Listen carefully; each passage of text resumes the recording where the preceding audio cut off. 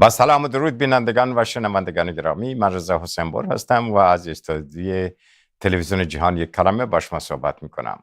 بینندگان و شنوندگان گرامی، انتظار به پایان رسید.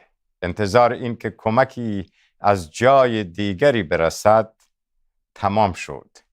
بارها این رو در فیلم های مختلف دیده بودیم که در لحظات حساس یک کمک از یک جای میرسد، ولی برای مردم ایران در این نوبت هیچ کمکی از هیچ جایی نرسید و ما رو به این فکر انداخت. همه شما رو باید به این فکر بیندازه که اگر روی خودتون حساب میکردید و فریب شیعیان جمهوری اسلامی و گروه های چپ و راست را نمیخوردید، اصلا جمهوری اسلامی پدید نمی آمد. اونهایی که شما بهشون اطمینان کردید و بر اساس فقه شیعه مرجعیت مذهبی و سیاسی داشتند، کار شما رو با شکست کامل، با قربانی کردن کامل، با ویران کردن ایران رساندند. بنابراین این فکر هرگز نباید در ذهن مردم ایران ظاهر بشه که کمکی از جایی میرسد. تنها کمک از درون مردم ایران و کشور ایران هست و اولین کسانی که علیه جمهوری اسلامی انقلاب کردند، قیام کردند، ترکمن صحرا بود، اهواز بود، کردستان بود و بلوچستان.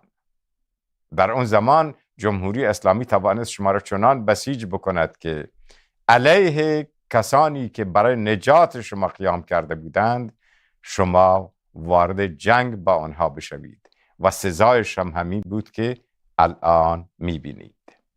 حالا راه چی هست؟ چاره چی هست؟ برای بررسی این مسائل دو کارشناس رو دعوت کردم که بارها در این برنامه شما اونها رو دیدید. آقای محمد رضا آریان سرهنگ و متخصص جنگ‌های شهری و استراتژی، آقای رحیم بندویی کارشناس مسائل ایران و بلوچستان. به مهمانان گرامی خیلی خوش آمد میگم و تشکر میکنم که در این برنامه حضور یافتید. صحبت با شما آقای آریان شروع میکنم. آقای آریان، ما در تاریخ خودمون مسائل زیادی داشتیم، افت و خیزهای زیادی داشتیم، ولی این شرایط بد رو هرگز نداشتیم. کشتن 50,000 نفر و بیشتر رو در یک شب، در 2 شب هرگز در تاریخ ایران نداشتیم، حتی در زمان مغولان.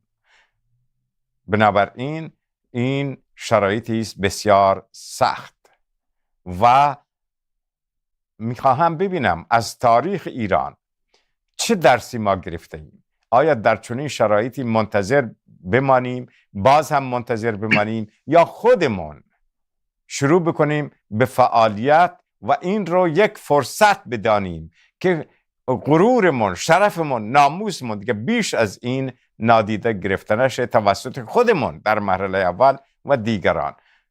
در خدمتتون هستیم آقای آریان. بله، عرض ادب و احترام دارم خدمت جناب عالی و مهمان گرانقدر و اتاق فرمان و عزیزانی که در جای جای جهان صدای ما رو میشنوند، خاص مردم به اسارت گرفته کشورمون داخل کشور و زندانیان سیاسی و خانواده های داغ دیده و دادخواهان. ببینید آقای حسین بر، ما اگر به کمک خارجی خودمون رو دلخوش بکنیم، نتیجهش میشه همینی که امروز شاهدش هستیم. دیگه گواه به این روشنی برای من پا به سن گذاشته و جوانی که امروز سرد و گرم رو داره احساس میکنه، دیگه گواه به این روشنی ما نمیتونیم پیدا بکنیم در تاریخ 47 ساله جمهوری اسلامی. امروز فهمیدیم که جمهوری اسلامی زبان زور را میفهمد، با زبان زور و قدرت زور تسلیم میشود. الان نگاه میکنیم به این 48 ساعت گذشته که این تسلیم نامه رو رژیم جمهوری اسلامی مجبور شد قبول بکنه، بپذیره و در هفته آینده، در جمعه آینده اینو نهایی بکنن و پاش انگشت بزنه برای بقای خودش، نه برای ایران. اگر کسانی که میگوین این برای ایران بوده سخت در اشتباهن. رژیم الان در پشت ملت قایم شده و میخواهد با نام ملت کریدیت بخرد برای بقای خودش. این ملتی که به فرمایش شما 40,000 50,000 نفر در دیما کشته داد و به رگبار بسته شدن و هنوز جنازه هاشون تحویل خانواده هاشون داده نشده. نزدیک به 90 روز 100 روز ارتباط ایران رو، این مردم به اسارت گرفته شده رو با جهان قطع کرد. این رژیم اگر مردمی بود و پشت مردم قایم می شد و پشت مردم سنگر می گرفت، اینقدر اینها را به حصر و حجر نمی برد و در زندان نگه نمی داشت و ارتباطاتشون رو با جهان قطع نمی کرد. پس ببینید این یک دروغه که جمهوری اسلامی ملت میکنه. جمهوری اسلامی به محض این که شرایط براش فراهم بشه برمیگرده به همون سیستم 47 سال قبلش که امت بودن و امامت. ما نباید فریب اینها را بخوریم. ما شاهد هستیم که الان با این تسلیم نامه‌ای که رژیم جمهوری اسلامی تحویل داده و پاشو میخواد در هفته آینده امضا بکنه، مسیر برای ما مردم هموار شده. به ما میفهمونه جناب آقای دکتر حسین بر، شنوندگان و بینندگان عزیز، به ما میفهمونه که ما خودمون باید آستین ها رو بالا بزنیم و برای نجات کشور خودمون و برای نجات خودمون و برای نجات آیندگانمون تلاش بکنیم. اینها همش دلایل و شواهد و قرائنی است که ما بهش رسیدیم و باید از تفرقه و انشقاق و جدا شدن از همدیگه پرهیز بکنیم. اگر تا به امروز فکر میکردیم میتوانیم با کمک خارجی یا خودمون به تنهایی کاری رو انجام بدیم، تا امروز اتفاق افتاده بود. پس ببینید باید درس بگیریم که کمک خارجی هیچ موقع در راه نیست. هر کشوری، هر دولتی، هر حاکمیتی در خارج از جغرافیای ایران به فکر منافع ملی خودشه، از جمله کشورهای حوزه خلیج فارس، از جمله آمریکا، اروپا و کشورهای دیگه. هیچ کسی نمیاد برای ما رهایی به ارمغان بیاره، برای ما چنج رژیم بکنه. این خودمون هستیم که باید با اتحاد و همبستگی بریم به سمتی که بتونیم کشورمون رو نجات بدیم و خیلی سخت نیست. خیلی سخت نیست آقای حسین بر. 2 قدم طرفین به عقب بیان، با هم تعامل برقرار بکنن، با هم ائتلاف برقرار بکنن، از منیت و خودخواهی دست بشورند و خودشون رو در یک کتگوری همسان با هم و همسو با هم قرار بدن. مطمئن باشین ما نجات پیدا خواهیم کرد. خیلی متشکرم. بله، تشکر میکنم. آقای بندویی، شما وضعیت رو چطور میبینید؟ فکر میکنید که جمهوری اسلامی در این جریان پیروز شد؟ به هر حال جمهوری اسلامی باقی مونده. ترامپ هم میگوید که پیروز شدیم، ولی چه پیروزی به دست آورده معلوم نیست هنوز.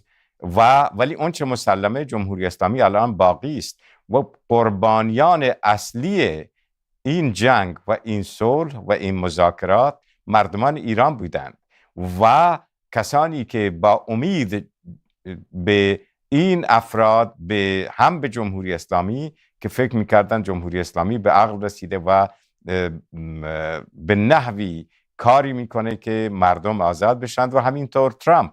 ولی الان دیدیم که این فایده ای نداشت. شما فکر میکنید که الان مردم ایران فهمیدند که باید به خودشون متکی بشند؟ عرض سلام خدمت شما مهمان بزرگوار و دیگر عزیزانی که صدا رو میشنوند و دوستان پشت صحنه. این حکومت در واقع حکومت زوره و حکومت زورگو فقط زور رو میفهمه، یعنی اینکه باید یه قدرتی به قول معروف برتر از خودش باشه.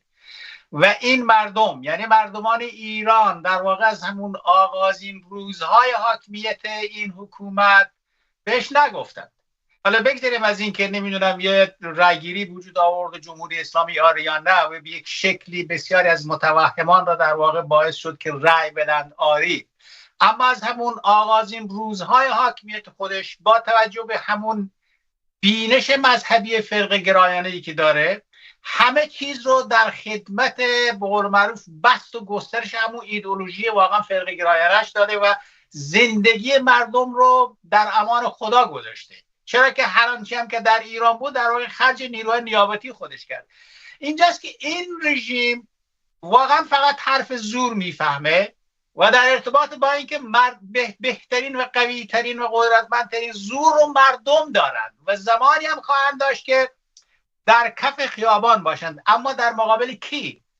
در مقابل سیستمی، در مقابل حاکمیتی یا حکومتی که مردم براش ارزش داشته باشند و این حکومت با توجه به اینکه مردم رو برای امت امام حساب میکنه و به قول معروف به یک شکلی رعیت ولی فقیه داره حساب میکنه و به یک شکلی دیگه مجانین حساب میکنه که حتما باید یک مرجع تقلید داشته باشن، در اینجا ارزشی قائل نیست برای حیات و برای زندگی این مردم. به همین دلیل مردم رو الان با سرکوب در واقع این قدرت بی پایان مردم را با کشتارهای همانند کشتار 8 و 9 دیماه در واقع که بیش از 50,000 نفر رو حتی بعضی از نوشته ها در واقع با توجه که اینترنت هنوز هم به یک شکلی خبرها اجازه نمیدن پخش بکنن، سخن از نزدیک به 100,000 نفر کشته و صدها هزار زخمی بود. ولی در هر صورت حداقل این روزا به قول معروف صحبت از این میشه که 50 خورده هزار نفر رو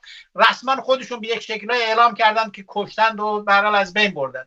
اینجاست که این رژیم با توجه به ماهیتی که داشته و داره و خواهد هم داشت اگر ادامه حیات پیدا بکنه، تن خواهد داد به هر ذلتی برای بقای خودش و این ذلت حتی اگر کشتار آنگونه مردمان ایران باشه در سطح جهان و این ذلت اگر چنانچه این گونه باشه که به هر حال بخواد تسلیم اون ملاحظاتی بشه که در واقع دشمن قوی تر از خودش داره بهش در واقع دیکته میکنه. مثلا اینجاست جمهوری اسلامی ایران در واقع خودش رو به عنوان یک بازیچه دست چین و روسیه قرار داده و الان هم این جنگی که اتفاقا الان هست به نظر من جنگ بین ایران و آمریکا نیست، در واقع جنگ بین چین و آمریکاست. ولی خب ایران در واقع با توجه به اینکه توان روبرویی با خود اینا رو نداره، میبینیم که چگونه در واقع کشورهای همسایه رو در واقع زیر بمباران خودش برده و به یک شکلی شرایطی رو به وجود آورده که حتی اگر چنانچه الان جمهوری اسلامی ایران وارد صلح و مذاکره و برای با هر چی که بخواد با آقای ترامپ بشه، پاسخ اون کشورهای ناراض شده رو چه خواهد داد؟ الان مردم ایران رو که اینا به هیچ حساب نمی‌کنن، اصلا هیچ می‌انگارند خود این رژیم در واقع حاکم و همچنین به یک شکلی متاسفانه حتی حکومت آمریکا هم با توجه به اینکه اون اول چه قول و قرارهایی به مردمان ایران داد، ولی روز به روز لحظه به لحظه داره می‌بینیم که برای صحبت‌هایی میشه که آدم اصلا نمیدونه اعتماد کنه به این حرفا. و همین الان هم اتفاقا به نظر من این قراردادی که یا این تفاهم‌نامه‌ای که بین جمهوری اسلامی ایران و آقای ترامپ به قول معروف امضا شده و تبریک هم به هم دیگه دارن به یک شکلی میگن، این یک تفاهم‌نامه است و به نظر من بیشتر برای خرید وقت از هر دو طرفه. من خودم شخصا باورم اینه که این جنگ ادامه خواهد داشت، چرا که اون شرایطی که برای صلح باید برقرار بشه اون شرایط اصلا وجود نداره، از توی هر دو طرف در واقع وجود نداره و همین دلیل به نظر من ما باید منتظر یک سری تخریب‌ها و کشتارهای دیگه هم باید در آینده باشیم. بله تشکر میکنم. آقای آریان، آقای بندوی به یک چیزی اشاره کردن در همون آغاز که تاریخ ایران هم شاهد آن هست و اون هم حکومت زور و برانداختنش با قدرت زورمندتر و ادامه قدرت با زور. این تقریبا تمام تاریخ ایران اینگونه بوده است. از هر زمانی رو که در نظر بگیریم، از زمانی که سامانیان توسط ترکان قراختایی شکست خوردند، غزنویان آمدند. غزنویان بعدا توسط سلجوقیان که زورمندتر بودند شکست خوردند و سلجوقیان بعدا از گروه های دیگر، خوارزمشاهیان از یک طرف و بعدا مغول ها که زورمندتر بودند شکست خوردند. به همین صورت میاییم صفوی ها از نادرشاهی که زورمندتر بود شکست خوردند، قاجارها هم از کریم خانی که ضعیفتر بود پیروز شد و همینطور تا زمان رضا شاه که از زورمندتر از قاجارها بود. بنابراین این تاریخ ایرانه. یک چیز نتیجه رو میخوام بگیرم از مردم ایران، منتها جمهوری اسلامی حکومت زور و ذلته. از یک طرف ذلت میپذیره تا هر اندازه‌ای که امکان باشه، از یک طرفی زور میگه تا هر اندازه‌ای که امکان باشه. مردم ایران چی؟ مردم ایران باید اونقدر خودشون رو قوی و زورمند بکنن، البته با عزت، که بتوانند جمهوری اسلامی رو با زور همراه با عزت خودشون سرنگون بکنن. شما چی میفرمایید؟ خب به مطلب بسیار جالبی اشاره کردید در مورد ذلت جمهوری اسلامی که به هر رذالتی و به هر ضلالتی تن میده. ما الان اگر برگردیم به یک سال گذشته کارنامه جمهوری اسلامی رو کالبد شکافی بکنیم، واکاوی بکنیم، میرسیم به اینجا که آقا رهبرت کو، فرماندهان عالی مقامت کو، نیروی هواییت کو، نیروی زمینیت کو، اون نیروهایی که قدر قدرت بودن و میگفتن اگر یک تار مویه از یک ایرانی چی بشه چنان و چنین میکنیم، کجا هستن الان؟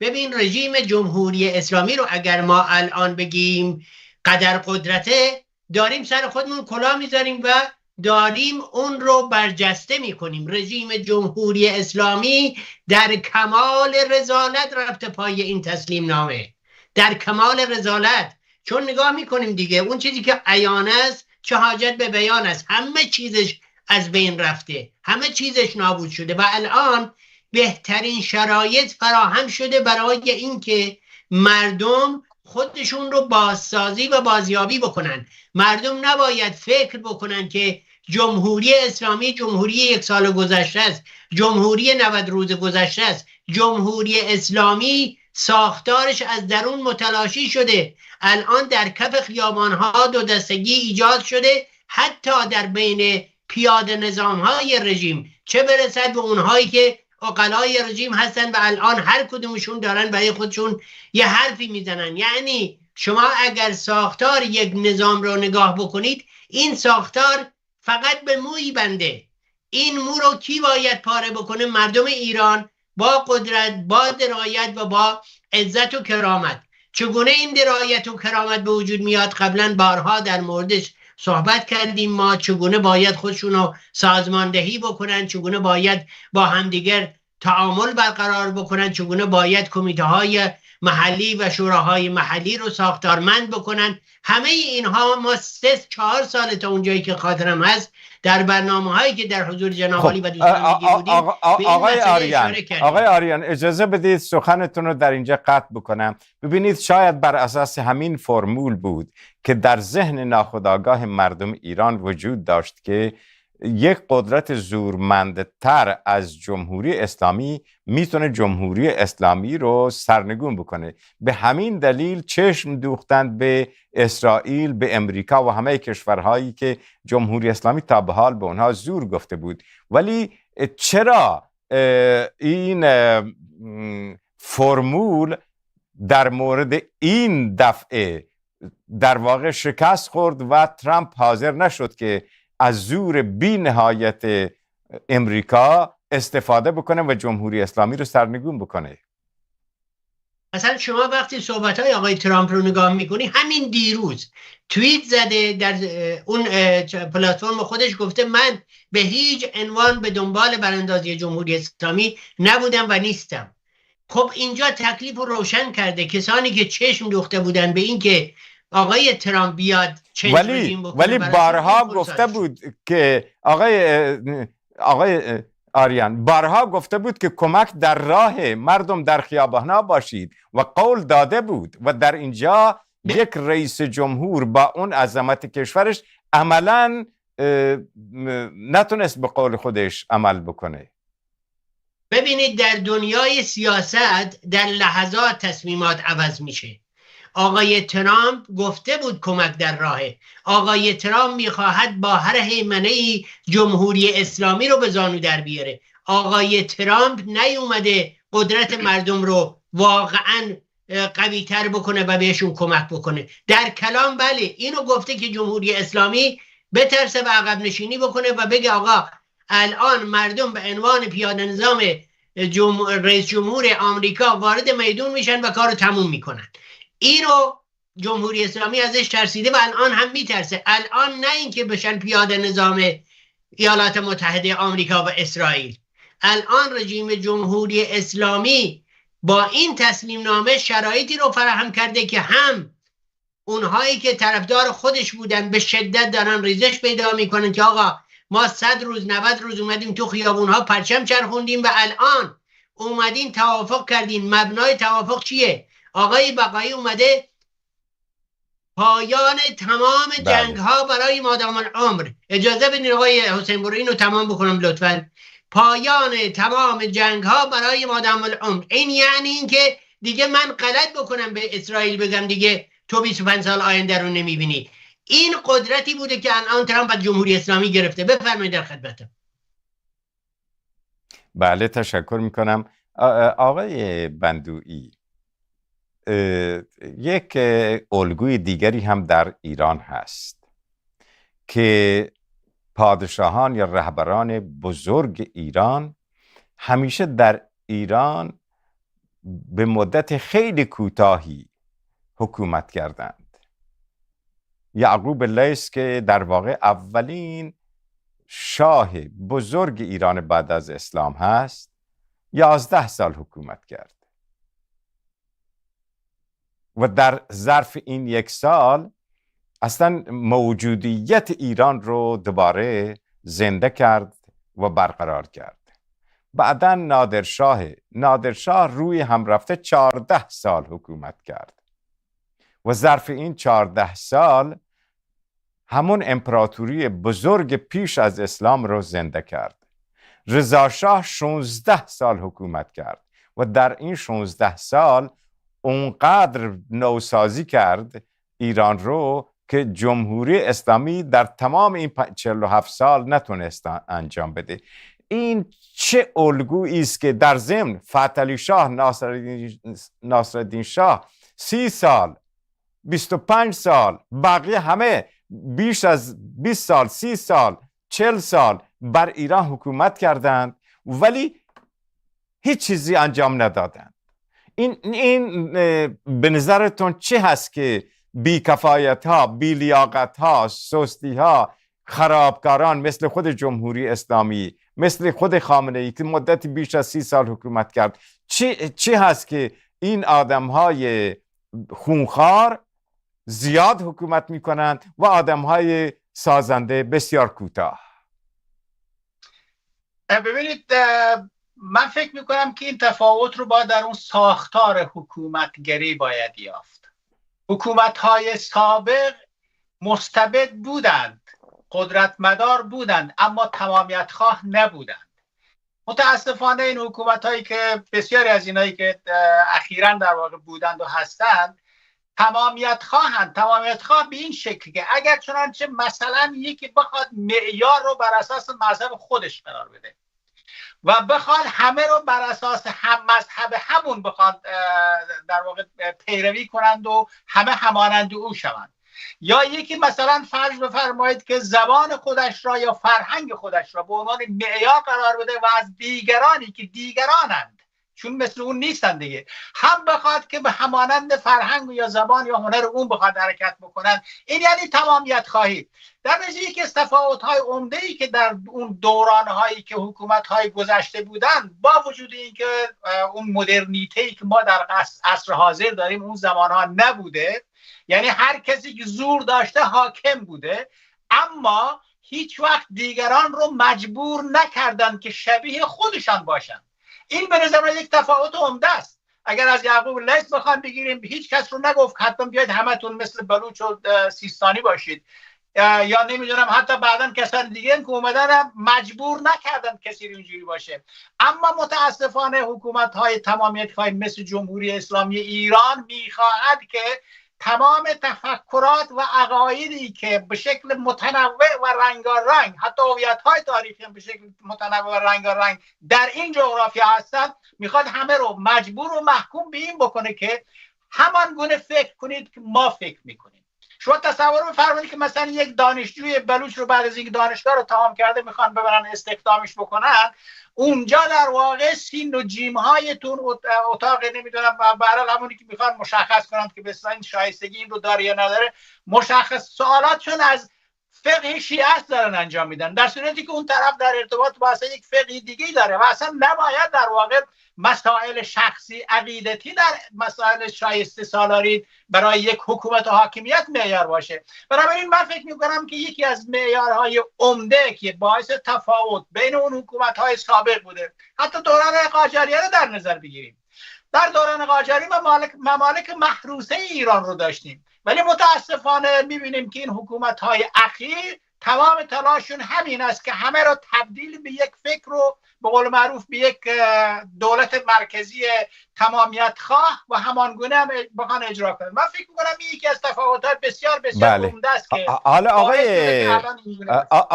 آقای بندویی، شما در نظر بگیرید که تمام پادشاهان بزرگ نه تنها ایران جهان هیچ وقت کوشش نکردند که مردم رو شبیه خودشون بکنند، کوشش کردند که مردم رو بزرگ بکنند، مردم رو توانمند بکنند تا از طریق توانمندی مردم بتوانند هم حکومت بکنند هم خودشون رو نگه بدارند و گسترش بدند. این که جمهوری اسلامی به عنوان یک نظام شیعه متعصب با تاریخ بسیار رذیلانه 500 ساله همه رو شبیه خودش کرد، خب همگی طرفدارش شدند، حتی روشنفکرانش چپها راستها شبیه خود جمهوری اسلامی شدند، ازش دفاع کردند، هنوز هم ازش دفاع میکنند. بنابراین این یک ضربه خیلی بزرگی است بر مردم ایران که من فکر میکنم الان وقت اون هست که مردم ایران استقلال خودشون رو به عنوان شهروند، به عنوان گروه دوباره بازیابی بکنند، دوباره خودشون رو مستقل بکنند از جمهوری اسلامی، از مذهب تشیع، از تمام نهادهای جمهوری اسلامی. در آن صورت اون شانس وجود داره که به اندازه زورمند بشن که از زورشون از جمهوری اسلامی بیشتر بشه و توازن قوا به نفع مردم عوض بشه. این رو میتونیم در آینده ایران تصور بکنیم؟ در آینده این ایران این گونه هرگز، ولی در این حال یه نکته رو ما باید عرض بکنم خدمتتون. همون چپ و راستی که مطرح شد به دلیل این بود که میدونستند چه نمیخواهند، اما نمیدونستند که چه میخواهند و به خاطر دروغ هایی که اتفاقا آقای خمینی به شکل رسمی چه زمانی که توی پاریس بود و چه زمانی که در داخل ایران آوردند و شرفیابش کردند، دروغ هایی که مطرح کرد و با توجه به اینکه اون زمان هم برای این میدیا به این شکل نبود، همه چیز تحت سانسور بود. خوشبختانه الان دنیا اینگونه نیست، ولی خوشبختانه دقیقاً بعد از اینکه جمهوری اسلامی اومد و اون رفراندوم رو جمهوری اسلامی آری یا نه رو گذاشت، من فکر میکنم بیشترین تعداد کسانی که آن زمان قبل از انقلاب با خمینی یعنی قبول کرده بودن که مثلا خمینی رهبر باشه، پیشرو باشه، ازش بریدن و به خاطر همین بریدن ها بود که اتفاقا اون خونین های مثل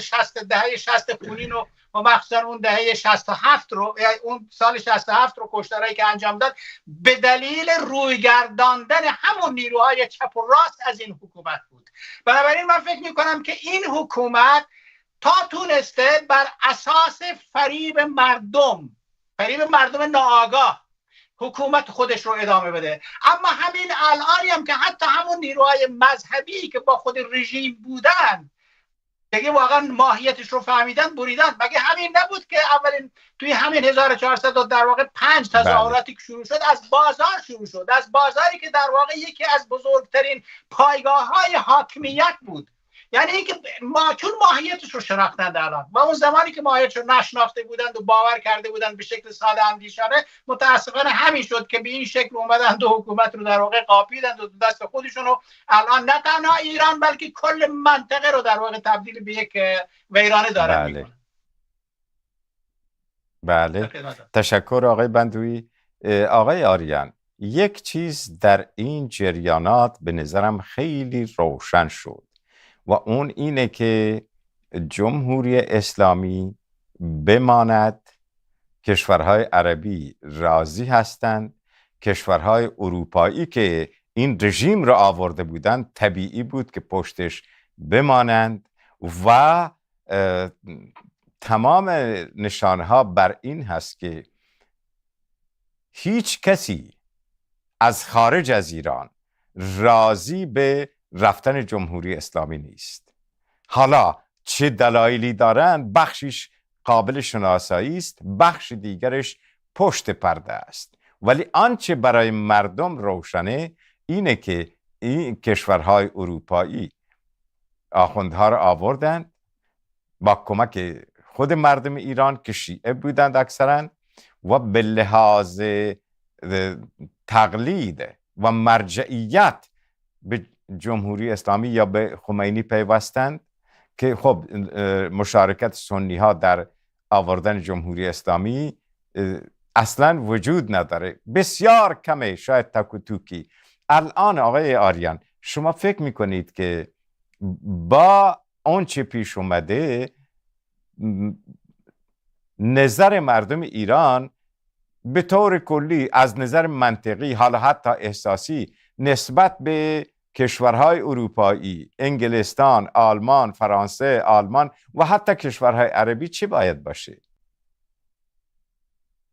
ببینید، ما اگر در حال حاضر در میدون تحلیل بکنیم به این نتیجه میرسیم که 47 سال آزمودیم هم جمهوری اسلامی رو و هم کشورهای حامی جمهوری اسلامی رو. اگر بخوایم بگیم آقا چرا اینا خواهان بچیده شدن نظام ولایت مطلقه فقیه و جمهوری اسلامی غرق در تعصب شیعه‌گری بشویم، باید بشینیم ساعتها در موردش صحبت بکنیم. چرا آمریکا نمیخواد، چرا اروپا نمیخواد و چگونه باید اینها بمونند و چه منافعی برای روسیه و چین دارند به قول آقای بندوی.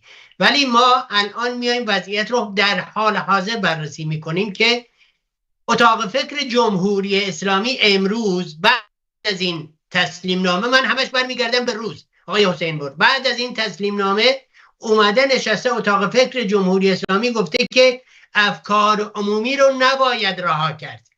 یعنی اجازه ندهی مردم فکر بکنن، بر فکر اینها غلبه بکنیم و جمهوری اسلامی رو همچنان قوی و پیروز میدان نشون بدیم. اینها چه سیگنال هایی به ما میده؟ این سیگنال ها به ما میده که جمهوری اسلامی از بیرون دیگه احساس خطر نمیکنه، از داخل احساس خطر میکنه که میخواهد بیاید ترازوی فکری مردم را به نفع خودش وزن کشی بکنه و مردم را به اون مسیری هدایت بکنه که برای بقای جمهوری اسلامی مهم هستش. این سیگنال به ما میگه جمهوری اسلامی از درون و از مردم داخل کشور میترسه. برای همین اتاق فکر جمهوری اسلامی میگه افکار عمومی رو اگر رها بکنیم بتونن اینها با هم ارتباط بگیرن و اون چیزی که اتفاق افتاده و اون چیزی که بهش نرسیدن بنا فرمایش شما راه کمکی در راه بوده و الان باید خود آقای آریان صدای شما قطع شد. برنامه رو با آقای بندوی ادامه میدیم. آقای بندوی، ببینید این مسئله فوق العاده مهمی است که جمهوری اسلامی هیچ وقت کاری به واقعیت ها در کشور نداشته، در جهان نداشته.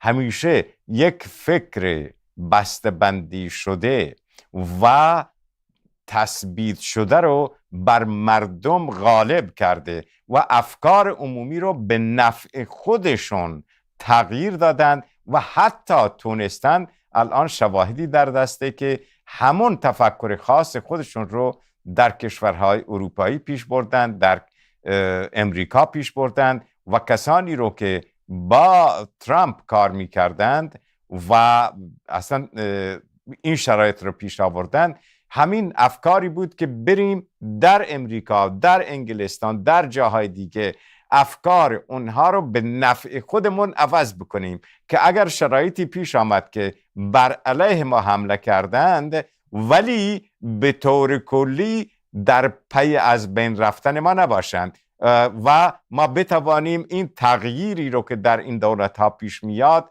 مدیریت بکنیم. و برای همین بود که ترامپ که اومد و 12 روز بعدن جنگ بعدی تمام رهبران نظامی اینها رو از بین برد، بعدن از نظر فکری و تصورات خودش رو برای این کشورها غالب کرد و موندگار شده.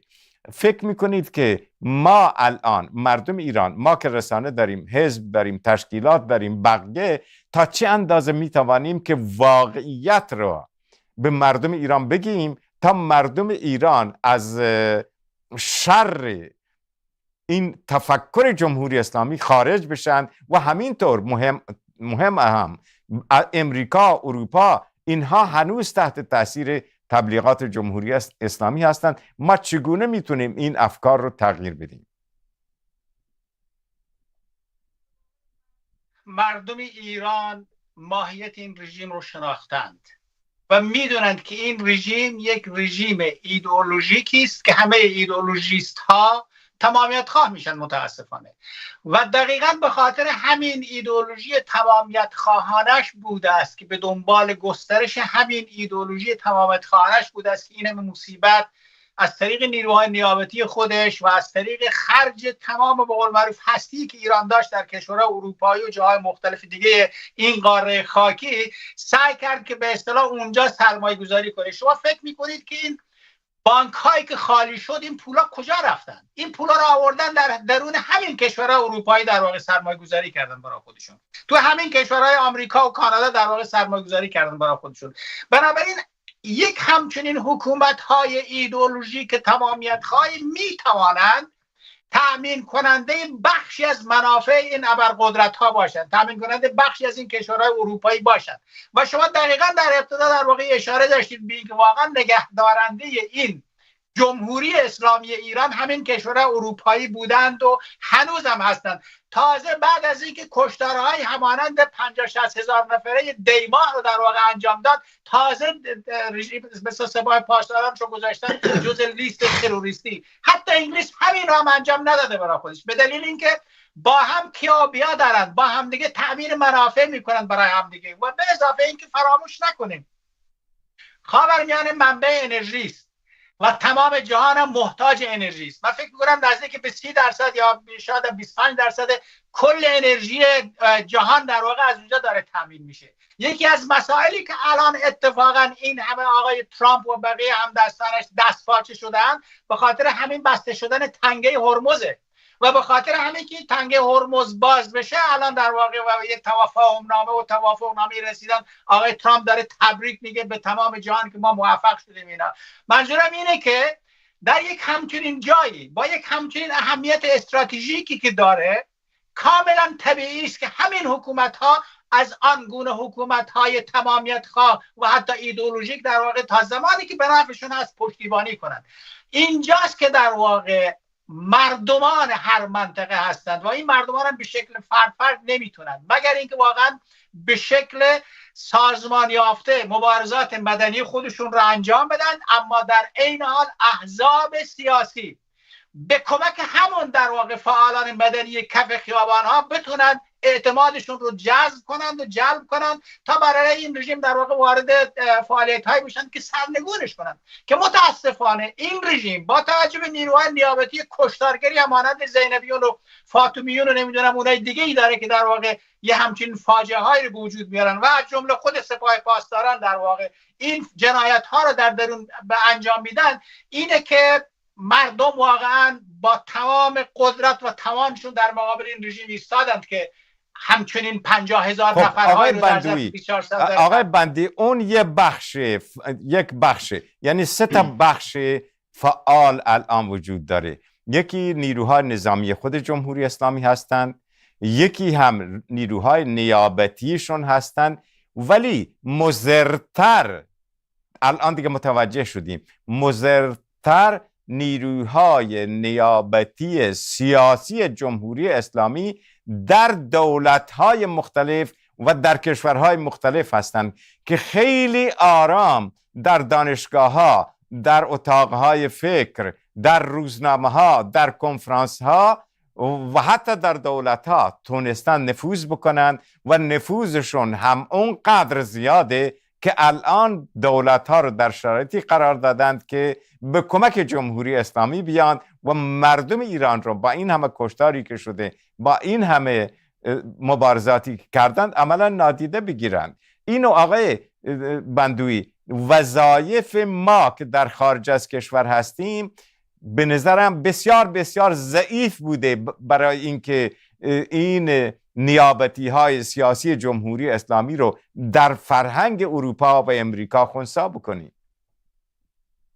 دقیقاً، بدون شک. یعنی در واقع سرمایه گذاری که جمهوری اسلامی ایران با استفاده از متخصصین ایرانی، نه تنها از متخصصین حتی بین المللی، با توجه به اینکه صرف هزینه ها رو قبول کرده در این رابطه، از این کانال توانسته در واقع در میان اپوزیسیون و به ویژه اپوزیسیونی که خارج کشورند و بخصوص اپوزیسیونی که توی اروپا هستند، متاسفانه بین اینها اون بذر نفاق رو آنچنان کاشته که هرگز اینها نتوانند با همدیگه یکی شوند و هر آنگاه که یک تلاش شده در این رابطه به شکل‌های مختلف از درون خود همین اپوزیسیون در مقابل این تلاش در واقع قد علم کردند و در واقع همون کار رو انجام دادند که به نفع جمهوری اسلامی انجام شده. به همین دلیل است به نظر من با توجه به صادر کردن نیروهای نیابتی سیاسی، شما یه عنوان بسیار درستی رو مطرح فرمودید و فکر می‌کنم باید یعنی سرآغاز یه عنوان درستی باشه. نیروهای نیابتی سیاسی، نه فقط نیروهای نیابتی نظامی، توانسته در واقع در ارتباط با اتحاد اپوزیسیون بهترین صدمه‌ها رو بزنه به شکل‌های مختلف و این یکی از پیروزی‌های در واقع جمهوری اسلامی است. به دلیلی که عرض کردم کم بوده، هزینه نداشته، در دستش بوده تمام هستونیست ایران، تمام سرمایه ایران دستش بوده و فقط خرج نگهداری و حفظ خودش کرده برای اینکه خودش در قدرت بیشتر برای چند روز بیشتر بمونه. یعنی در واقع خود اپوزیسیون قربانی همین سیاست هایی شدن که جمهوری اسلامی برنامه ریزی کرده دهه‌ها، نه فقط همین الان. بله، کاملا درسته. امیدوارم آقای آریان که شما مشکل رفع شده باشه و الان آماده باشید. آقای آریان، این صحبت آخر، نیروهای نیابتی نظامی اونها یک کاری دارند، نیروهای نیابتی سیاسی کار دیگری دارند. نیروهای نیابتی سیاسی هم تونستند مخالفان رو به شدت دچار تفرقه بکنند و هم دولت ها رو جذب بکنند. یعنی به صورتی که گاهی دوستان ما که این طرف اون طرف با دولت های مختلف تماس میگیرند یا با نیروهای سازمان ملل تماس میگیرند، احساس میشود که یک مقداری علایق نسبت به جمهوری اسلامی در این کشورها وجود داره و این علایق خود اونها پدید نیاوردند، همون نیروهای نیابتی سیاسی پدید آوردند و همون نیت بدو یا چهره بدو از اپوزیسیون ایرانی هم اونها در کشورهای دیگر پدید آوردند. وقتی که ترامپ همه نیروهای مخالف جمهوری اسلامی رو رد کرده هستند و اونها رو به حساب نیاورد و نیروهای خود جمهوری اسلامی رو بزرگتر و بهتر دانست. دیگه شرایط اینجوری شد. این رو چیکار باید کرد؟ صدام هست؟ امیدوارم صدام باشه. بله بفرمایید. بله خیلی متشکرم. ببین همونطوری که شما و دوست عزیزمون اشاره کردین و به درستی هم فرمودین نیروهای نیابتی سیاسی، ببین نیروهای نظامی رژیم مانور میدن و خودشون رو عملا نشون میدن. بفرمایید آقای آریان، اگر تونستید تصویر هم باز بکنید. بفرمایید. تصویر من بسته؟ نه تصویر هست. خب. شما ما صدا و تصویر آقای آریان رو مجددا از دست دادیم. امیدواریم که ایشون بتونن به زودی وصل بشن که بحثای بسیار بسیار جالبی الان در پیشه. آقای بندوی، همین شما ببینید که میزان نفوذ نیروهای سیاسی جمهوری اسلامی به عنوان نیروهای نیابتی سیاسی در افکار دستگاه و حکومت ترامپ اونقدر زیاد بود که اصلا اپوزیسیون رو به کلی به حساب نیاورد و رفتن به طرف احمد نژاد یا قالیباف که قاتلند. ما اینها رو میدونیم. حالا بقیه که قاتل بودنشون شاید مورد شک باشه، ولی قالیباف و احمدی نژاد هر دو تا قاتلند. رفتن به طرف دو تا قاتل به جای اینکه کمک بکنند به نیروهای مخالف جمهوری اسلامی. واقعا ببینید نفوذ نیابتی های سیاسی جمهوری اسلامی تا چه اندازه جلو رفته. در این زمینه نظر شما رو میشنویم. من بخشی از سخنان شما رو نشنیدم، ولی آنچه که متوجه شدم، ببینید بیخود نبوده و بیخود نیست که بعد از اینکه جمهوری اسلامی ایران با هواپیما آورده شد در درون فرودگاه مهرآباد، از اونجا با عزت و احترام برده شد و نشانده شد یک جایی و در عین حال هم یک ساواک دست نخورده، یک ارتش دست نخورده دو دستی تقدیمش کردن، بیخود نیست که معروف شد به عنوان انقلاب BBC. یعنی اینکه کشورهای اروپایی به خصوص بریتانیا و فرانسه و آلمان، این سه تا کشور کاملا واضح هست، با توجه به منافع سیاسی که در منطقه داشتند و دارند، با توجه به منافع اقتصادی که در اونجا داشتند و دارند، در واقع نیروی نیابتی سیاسی خودشون رو بردن اونجا گذاشتن و جمهوری اسلامی الان با خیال راحت از همون نیروهای نیابتی سیاسی خودش بر علیه اپوزیسیون استفاده میکنه. شما فکر میکنه چرا الان بریتانیا و کل اروپا الان واقعا انباشته شده از نیروهای نیابتی سیاسی که تحت عنوان پناهنده اومدن و اتفاقا جایگزین شدن اینجا هستن؟ حالا چه پناهندگان سیاسی باشن، چه به یک شکلای به قول معروف پناهندگان اقتصادی باشن، تحت عنوانهای مختلف اومدن اینجا به خاطر همین که هر وقت که اروپا در واقع نیاز داشته و به خصوص بریتانیا، عذر میخوام این رو دارم مطرح میکنم، دارم اینجا زندگی میکنم، ولی هر وقت که نیاز داشتن برای اینکه اقتصادشون به یک شکلی، یک به قول معروف یک هولی بهش داده بشه که به سمت جلو حرکت کنه، یک دفعه میبینیم که بانک ها در ایران تخلیه میشن. کجا آورده میشن؟ یا در کانادا و تورنتو سر در میارن، یا در بریتانیا، در استرالیا. به دلیل همین که این سیاست نیروی در واقع نیابتی سیاسی رو، اینو برای یه عنوان جدیدی شده به نظر من، این نیروی نیابتی سیاسی رو در واقع جا انداختن به این شکل و به همین دلیل است من فکر میکنم ما الان نیروهای سیاسی اپوزیسیون این همه پراکنده هستیم به دلیل اینکه قربانی هم سیاست‌های همین کشورهایی هستیم که نیروهای نیابتی سیاسی جمهوری اسلامی رو در میان خودشون دارن و هم این که همون نیروهای نیابتی سیاسی که به طور ویژه و محرمانه هم مأمور این کارا شدن که این اختلاف باشه و اپوزیسیون نتونه. آقای بندوی عذر میخوام اجازه بدید ببینیم آقای آریان الان صدا و تصویرشون درست شده. آقای آریان در خدمت شما هستیم. خیلی متشکرم. من عذرخواهی میکنم که این اتفاق پیش اومد، دست من نیست، بالاخره اینترنت و نمیدونم این فضای مجازی. ببینید من پیگیری میکنم صحبت‌های جناب عالی رو در رابطه با همین نیروهای. تصویرتون نیست آقای آریان. بله بفرمایید. ما داریم تصویر رو. بله تصویر بفرمایید. هست. بله بله تصویر رو بفرمایید دارم. آقای ظاهرا آریان. آقای بندویی تصویر منو داره. بسیار خوب.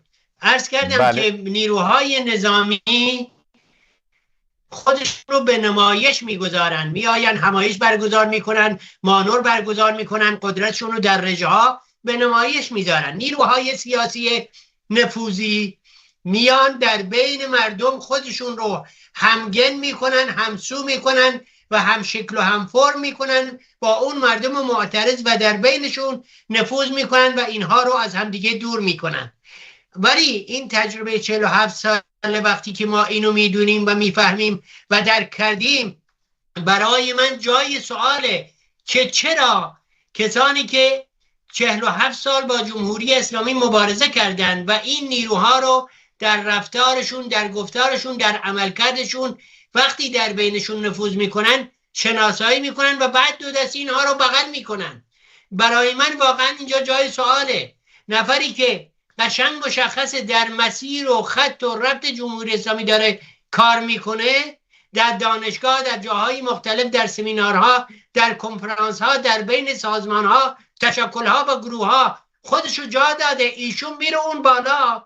کسی که 47 سال عریان با جمهوری اسلامی مبارزه کرده باید بیاد ته خط وایسه و شنونده فرمایشات اون آقا باشه. ما در شورای ملی آقای رضا پهلوی اینو به عینه دیدیم. من در فرانسه به عینه دیدم.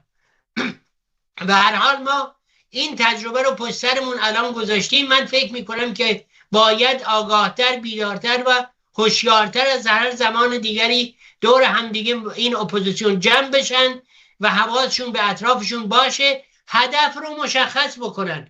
وقتی که هدف برای تو مشخص شد، هر گونه کجروی، میانه روی، چپ و راست رفتن به منزله لنگر انداختن و گیر انداختن این اپوزیسیونه. باید در این مسیر بیشتر مردم حواسشون جمع باشه و برمیگردن باز هم به داخل کشور. عرض کردم سیگنال هایی که در داخل کشور الان امروز میاد و به گوش ما میرسه اینه که رژیم جمهوری اسلامی واهمه ای از خارج از کشور و دولت های خارجی نداره.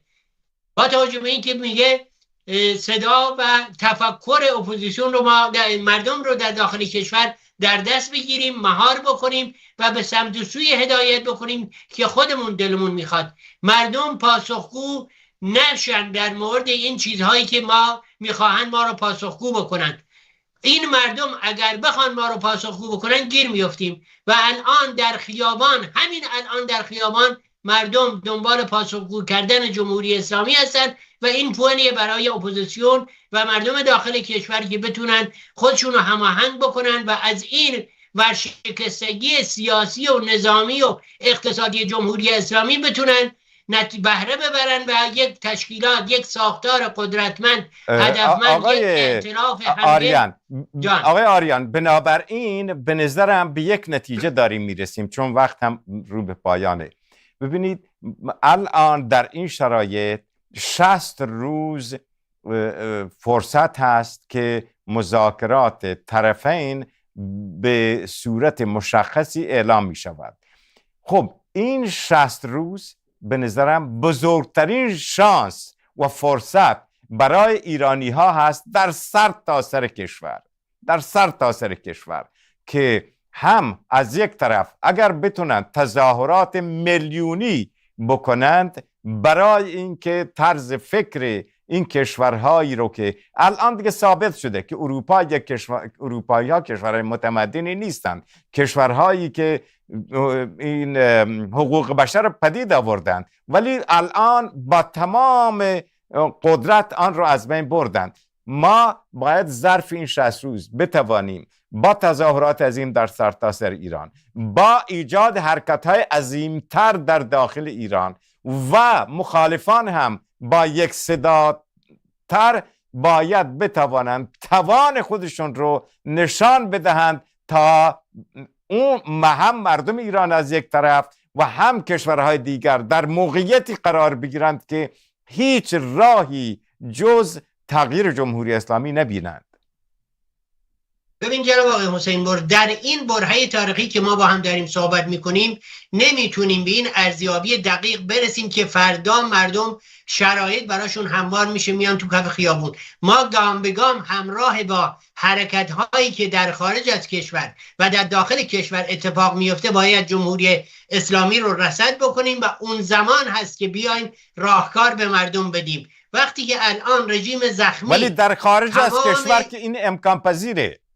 ببینید در خارج از کشور تظاهرات میلیونی. مشکل ما آقای حسین بر دقیقاً درست میفرمایی. من حرفم روی داخل کشوره. در خارج کشور همیشه شرایط فراهم بوده ولی ما تعلل کردیم. رهبران اپوزیسیون تعلل کردن، آویزان به دیگران شدن، رفتن به جای اینکه دست توی دست همدیگه بذارن رفتن در مقابل سفارتخانه هایی که با جمهوری اسلامی داره کار میکنه، رفتن اونجا تظاهرات برقرار میکنن. نیومدن با همدلی، هماندیشی، همفکری بکنن، یک نهاد قدرتمند به وجود بیارن تا این کشورهای اروپایی، آمریکا، کانادا، اتحادیه اروپا، استرالیا و تمام کشورهایی که با جمهوری اسلامی دیل میکنن و کار میکنن، اینها اگر بدونن ما تبدیل به قدرت شدیم مجبورن گوش کنن و باید این اپوزیسیون تبدیل به قدرت بشه اگر میخواهد جمهوری اسلامی رو کنار بزنه. این وظیفه اپوزیسیونه. داخل کشور هم مردم شرایط براشون فراهم بشه، گام به گام میتونیم در رابطه با اون که در داخل کشور اتفاق میفته پلن به پلن حرکت گام به گامی برداریم و مردم رو بگیم به کدوم سمت حرکت بکنن. مردم الان آگاه هستن و میدونن چیکار باید بکنن. البته وظیفه ما هم هست که صدای اونها باشیم. بله آقای بندویی، ما روی هم رفته 3 دقیقه وقت داریم. لطفا ظرف 1 دقیقه بفرمایید که مخالفان جمهوری اسلامی در خارج از کشور آیا می توانند در چنین شرایط حساس سرنوشت ساز تظاهرات میلیونی دوباره راه بندازند و همگی مردم ایران خارج از این که چه فکر می کنند یا چه تنوع فکری دارند به این تظاهرات بپیوندند؟ مردم یا اپوزیسیون خارج از ایران در واقع این رو در 1401 نشان دادند. آنگاه که شعارهایی مطرح بشه، خواستهایی مطرح بشه که فراتشکیلاتی و فراحزبی باشند، همانند شعار ژنجیان آزادی، زن زندگی آزادی، متاسفانه حتی همون دوران هم همین شعار رو وارونه کردن یه عده‌ای و باعث اختلاف شدن. یادمون هست زمانی که توی آلمان همچین اتفاقی در واقع جمع شده بودن، من فکر کنم نزدیک 100,000 نفر جمع شده بود و همین بود که در واقع جهان رو لرزان و خبر اعتراضات خیابانی مردمان داخل ایران رو بیرون در واقع منتشر کرد و پخش کرد. اپوزیسیون میتواند اگر چنانچه بخواهد واقعا روی نکته‌های انگشت بگذارد برای همبستگی که ایجاد اختلاف نشه. ببینید اپوزیسیونی که به محض اینکه من بلوچ حرف حقمو میزنم بلافاصله در مقابل من تمام ارضی ایران رو مطرح میکنن.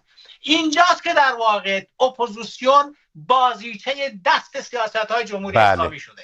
یعنی در واقع روی همون ابزارهای بازی میکنن که ایجاد اختلاف میشه در میان اپوزیسیون. بله تشکر آقای بندویی. آقای آریان، ببینید الان زمان این هست که همگی یکدیگر را بپذیرند.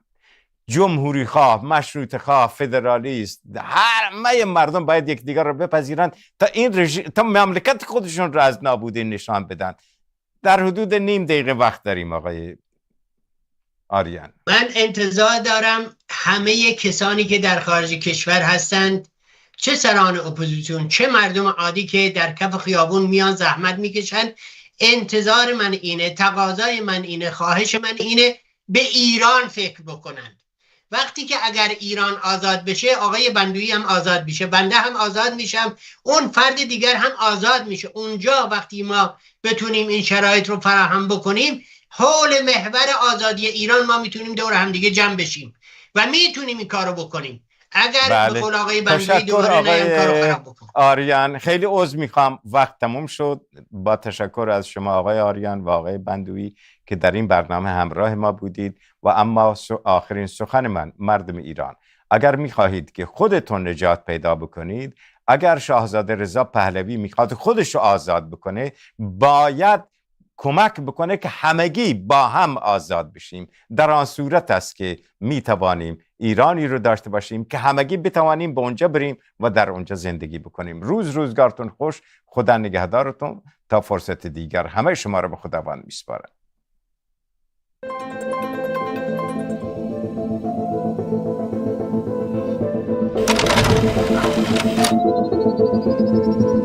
Thank you.